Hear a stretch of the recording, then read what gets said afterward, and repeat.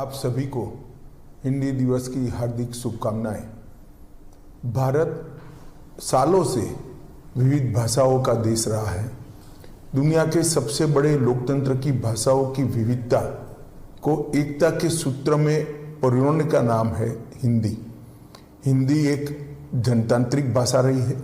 इसने अलग अलग भारतीय भाषाओं और बोलियों के साथ साथ कई वैश्विक भाषाओं को सम्मान देने का काम भी किया है और उनकी शब्दावलियां, पदों और व्याकरणों के नियमों को अपनाया है। हिंदी भाषा ने स्वतंत्रता आंदोलन के मुश्किल दिनों में देश को एक सूत्र में बांधने का अभूतपूर्व काम किया।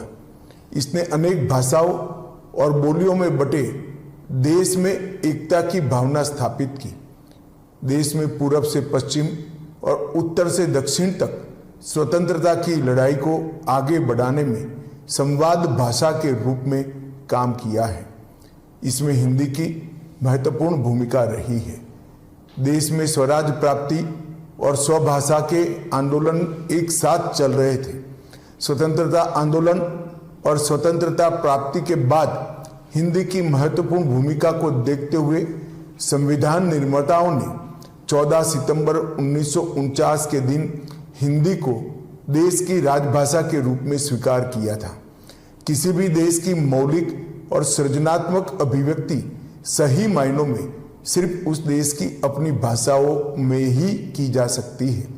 प्रसिद्ध साहित्यकार भारतेंदु हरिश्चंद्र ने कहा है कि निज भाषा उन्नति अहे सब उन्नति का मूल, यानी कि अपनी भाषा की उन्नति ही सभी प्रकार की उन्नति का मूल है। हमारी सभी भारतीय भाषाएं और बोलियां हमारी सांस्कृतिक धरोहर है, जिन्हें हमें एक साथ लेकर चलना है। हिंदी की किसी भी भारतीय भाषा से न कभी स्पर्धा थी और न कभी हो सकती है। हमारी सभी भाषाओं को सशक्त करने से ही एक सशक्त राष्ट्र का निर्माण होगा। मुझे विश्वास है कि हिंदी सभी स्थानीय भाषाओं को सशक्त बनाने का माध्यम बनेगी। माननीय प्रधानमंत्री नरेंद्र मोदी जी के नेतृत्व में भारतीय भाषाओं को राष्ट्रीय से अंतर्राष्ट्रीय मंच तक उचित सम्मान मिला है। गृह मंत्रालय का राजभाषा विभाग निरंतर प्रयत्नशील है कि सहज समान मीठी भारतीय भाषाओं को आधुनिक तकनीक के माध्यम से सार्वजनिक प्रशासन, शिक्षा और वैज्ञानिक प्रयोग के अनुकूल उपयोगी बनाई जा सके। माननीय प्रधानमंत्री जी के मार्गदर्शन में सरकार और जनता के बीच भारतीय भाषाओं में संवाद स्थापित कर जन कल्याणकारी योजनाओं को प्रभावी तौर पर लागू किया जा रहा है। देश में राजभाषा में हुए कार्यों की समय समय पर समीक्षा के लिए संसदीय राजभाषा समिति का गठन किया गया था और उसे उत्तरदायित्व दिया गया था कि यह देश में सरकारी कामकाज में हिंदी का प्रयोग, उसकी प्रगति, इसकी समीक्षा करे और रिपोर्ट बनाकर माननीय राष्ट्रपति जी को प्रस्तुत करे। मुझे यह बताते हुए खुशी हो रही है कि माननीय राष्ट्रपति जी को इस रिपोर्ट का 12वां खंड प्रस्तुत किया जा चुका है। 14 तक इस रिपोर्ट के 9 खंड सौंपे गए थे, लेकिन हमने पिछले 4 वर्षों में 3 खंड प्रस्तुत किए हैं। 2019 से सभी 59 मंत्रालयों में हिंदी सलाहकार समितियां का गठन करने का काम समाप्त हो चुका है तथा इनकी बैठकें भी नियमित रूप से आयोजित की जा रही हैं। देश की विभिन्न क्षेत्रों में राजभाषा के प्रयोग को बढ़ाने की दृष्टि से अब तक कुल 528 नगर राजभाषा क्रियान्वयन समितियों का गठन भी किया जा चुका है।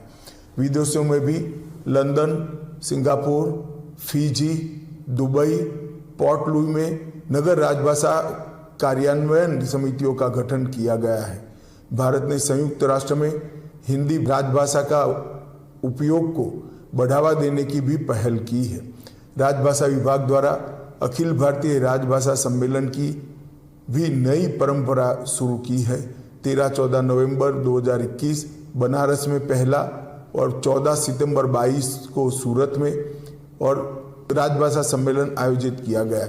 इस साल पुणे में यह तीसरा अखिल भारतीय राजभाषा सम्मेलन आयोजित किया जा रहा है। राजभाषा को तकनीक के अनुसार विकसित बनाने के लिए राजभाषा विभाग ने स्मृति आधारित अनुवाद प्रणाली कंठस्थ का भी निर्माण किया है। राजभाषा विभाग ने एक नई पहल करते हुए हिंदी शब्द सिंधु शब्दकोश का भी निर्माण किया है। इस शब्दकोश में संविधान की 8वीं अनुसूची में शामिल भारतीय भाषाओं के शब्दों को शामिल कर निरंतर उसको समृद्ध किया जा रहा है। विभाग ने कुल 90,000 शब्दों का ई महाशब्दकोश, मोबाइल ऐप और करीब 9,000 वाक्य का ई सरल वाक्यकोश भी तैयार किया है। भाषा परिवर्तन का सिद्धांत कहता है कि भाषा जटिलता से सरलता की ओर जाती है। मेरे विचार से हिंदी के सरल सुस्पष्ट शब्दों को कार्यालयी कामकाज में प्रयोग में लाना चाहिए। मुझे विश्वास है कि राजभाषा विभाग के इन प्रयासों से सभी मातृभाषाओं को आत्मसात करते हुए लोक सम्मत भाषा हिंदी विज्ञान सम्मत और तकनीक सम्मत होकर संपन्न राजभाषा के रूप में स्थापित होगी। एक बार फिर से आप सभी को हिंदी दिवस की अनंत अनंत शुभकामनाएं। वंदे मातरम।